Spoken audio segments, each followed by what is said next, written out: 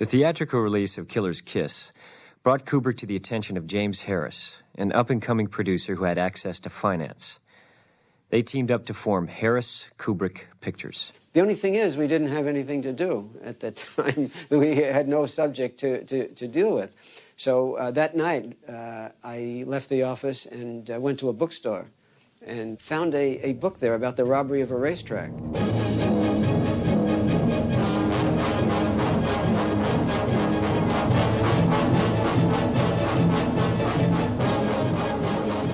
I don't suppose there's anything for dinner. Well, of course there is, darling. There are all sorts of things. We have steak and asparagus and potatoes. I don't smell nothing. Well, that figures, because you're too far away from it. Too far away from it? Certainly, you don't think I had it all cooked, do you? It's all down in the shopping center. I thought he was a kid. Both he and Jim were so very young. I'm guessing, but I think Stanley was only 26 at the time.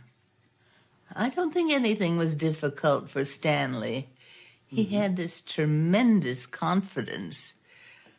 And if he hadn't, I don't think he could have worked with Lucien Ballard as he had. The cameraman was Lucien Ballard. And Lucien had, I believe, won an Academy Award, was regarded as one of the top dozen or so photographers in the business, and was a particularly stylish fellow. Married to Merle Oberon, a classic example of the old-style cinematographer.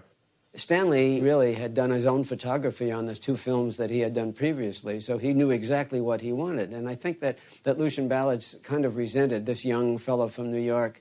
The first shot of the picture, first day, first shot, Stanley set up a shot. It was quite complex. It was a long dolly shot. And he's lined it up specifically with a 25mm lens. And he set it up and turned it over to Lucien, and Lucien said, fine, and began the elaborate business of lighting and setting a dolly track and so on. And Stanley went over to talk to Jimmy or do something and looked back sort of over his shoulder and noticed that the dolly track was much further away from where he had set the camera. He said to Lucien, what are you doing, Lucien? I put the camera here. You're pulling it way back. Why haven't you put it where I've asked for it? He said, well, I haven't changed anything. I'm using a 50mm lens to give you precisely the same coverage that you've asked for, but it's with the 50. And I've used the 50 because it makes my job a lot easier and it'll go a lot faster.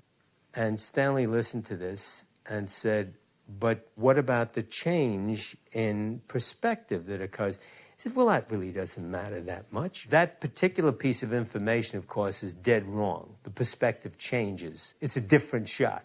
And Stanley was aware that Lucien was simply bullying past him, but also what particularly nettled him was the assumption that he wouldn't understand this or wouldn't care about it.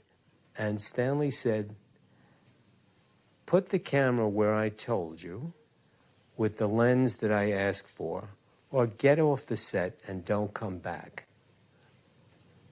He said it very quietly, very softly, and there was a look between them, and Lucien changed the setup and moved the camera where it had to be, and there was never an argument again about anything. All right. Check it through. Passengers, thank you, may sir. now I'm sure you'll find the service to your complete Airlines, satisfaction. Flight 40, the New Englander.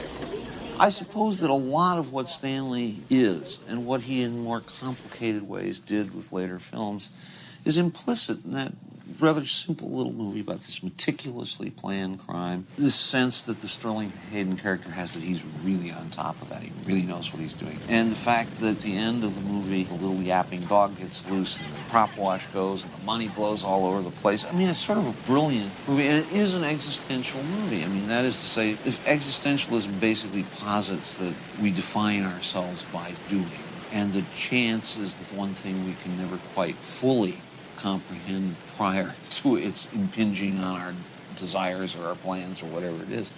It's a brilliant statement of that. The Killing was not a commercial success, but the ingenious caper story did succeed in building Kubrick and Harris's reputation. When I saw The Killing, I said, my God, Stanley's going to make it. This is good. But it's paths of glory that turned it all around.